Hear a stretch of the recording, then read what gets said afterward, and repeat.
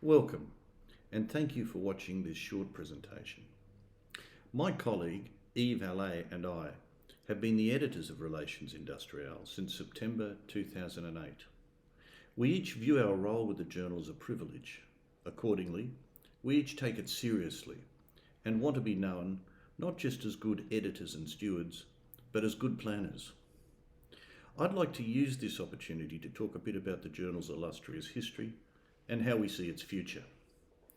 I will first focus my comments on the key strengths of the review, and then talk about what we propose to do to make one of the world's great employment relations scholarly periodicals even better. Publishing its first issue in 1945, Relations Industrielles is the oldest journal of its kind in the world. In this year, 2020, Relations Industrielles celebrates its 75th birthday. However, we have achieved much more than just grow old together. The journal has carved out a reputation for being at the vanguard in presenting research and commentary concerning work, employment and the labour market, and importantly, for being transcendent in how it delivers its product. Relations Industrielles distinguishes itself from its rivals in the way it brings together professionals from disparate cultural, linguistic and epistemological backgrounds. Indeed, its embrace of a pluralist perspective. Unlike other scholarly journals in the employment relations space, Relations Industrielles is not run from one of the world's major scholarly publishing houses like Sage, Taylor and Francis or Emerald.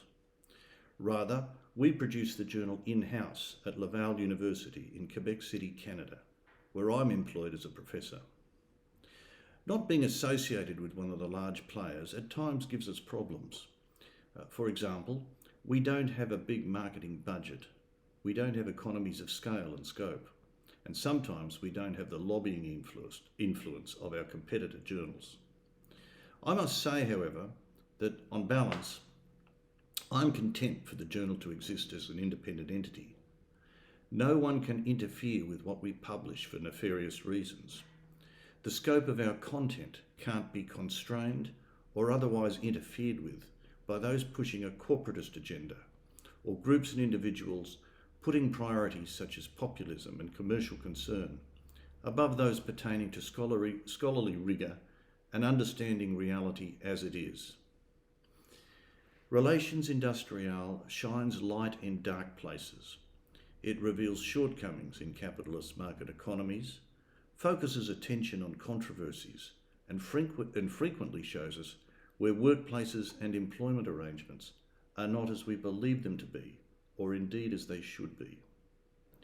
Relations Industrielles has a reputation for taking up the cause of people who experience economic and social disadvantage, for drawing attention to safety and health concerns in the workplace, and for being innovative in finding equitable ways of distributing the benefits of capitalism and modernity. Relations Industrielles is a critical journal, but also an inclusive and generous one. Much like Canada itself, the publication reminds us that diversity is a strength and not something about which to be sceptical. Relations Industrielles is a bilingual journal. It gives voice to a broad array of ideas, methodologies, and ideological and epistemological orientations. It provides a platform for Francophone scholars to showcase their work alongside their Anglophone peers. Specifically, if a manuscript is submitted to us in French, evaluated, and ultimately judged appropriate for publication, we will also include a summary of the work in English. We provide such a summary at our cost. An equivalent protocol is in place for manuscripts submitted in English. Think about this for a moment. Relations Industrielles goes further in uniting us as a global community of scholars than other journals in its class. If Relations Industrielles didn't exist, I don't know how else we, as employment relations thinkers, could get this kind of utility. Apparently, it's not just me who's switched on to this advantage. Indeed, the journal's key metrics, when thoughtfully scrutinised, reveal that my peers don't need to be persuaded when it comes to highlighting the value of what we do. For example, the journal has a solid H index, a good and improving 5-year impact factor, and improving download rates. As we blow out our 75 candles this year, we can't afford to relax, and I assure you, we are not going to. However, we will tread warily. Context matters, and we are living through a time when the rate of societal change is at least as great as that seen with the structural macro-level transformations seen in the aftermath of the Industrial Revolution of the late 18th century. Changes which included the emergence of capitalist market economies as we know them, and the birth of the modern nation state. We are in transition. The world of 2020 is not that of the mid and late 20th century, and not even that of, say, 5 years ago. In setting priorities for the journal, we can't ignore these elements, and especially those of them that cause us disquiet. Let me now provide a thumbnail sketch of how we see the future of Relations Industrielles, a future which is now already well on the way to being realised. First, as I noted, one of Relations Industrielles' strengths is that it is inclusive. We want it to be even more so. In the forthcoming months and years, we will push ahead on ways to increase international involvement in the journal by, in particular, colleagues in Asia, including the Indian subcontinent, Africa, the Middle East, South America, and Eastern Europe. We want to see our peers from these regions appear more frequently as contributors, and especially become active as editors, reviewers, and within our management group. We note that our editorial committee, while certainly comprised of superb scholars who we want to retain, has been, in terms of its membership number, somewhat smaller than those of each of our key competitor journals. We believe that it is necessary to reduce such disparity and simultaneously increase the geographic diversity of the team. As such, I'm proud to report today that we are off to a solid start with our internationalisation agenda. For example, in the last 12 months, we have appointed Professor Ernesto Noronda from the Indian Institute of Management in Ahmedabad to our committee. Professor Noronda joins us not just as the first Indian-based scholar, but as someone who unambiguously has a stellar employment relations CV. Similarly, I was delighted last year when Professor Ron McCallum AO agreed to join our ranks on the editorial committee. Professor McCallum, as the former Dean of Sydney University Law School, is an outstanding Labor jurist and world-class intellectual. Also late last year, we welcomed Professor Fang Lee Cook from Monash University to the committee. Professor Cook is one of the world's leading thinkers on employment relations in Asia generally and China specifically. Recently also, we have seen exceptional mid-career scholars joining us from hitherto overlooked parts of the world, such as Professor John Etienne Julie, currently employed in the Middle East. Professor Julie is a philosopher who devotes attention to thinking about work and employment. Aside from his iconoclastic book contributions, he has notched up an impressive list of peer-reviewed journal publications which comprises works in the world's most exclusive periodicals, including several on the Financial Times Top 50 list. With each of these kinds of appointments, and some that we are planning, we are acting with forethought and an eye to best practice. Simply put, we believe that the institutional affiliations of a great journal's editorial committee should not disclose, in and of themselves, the country from which that journal originates.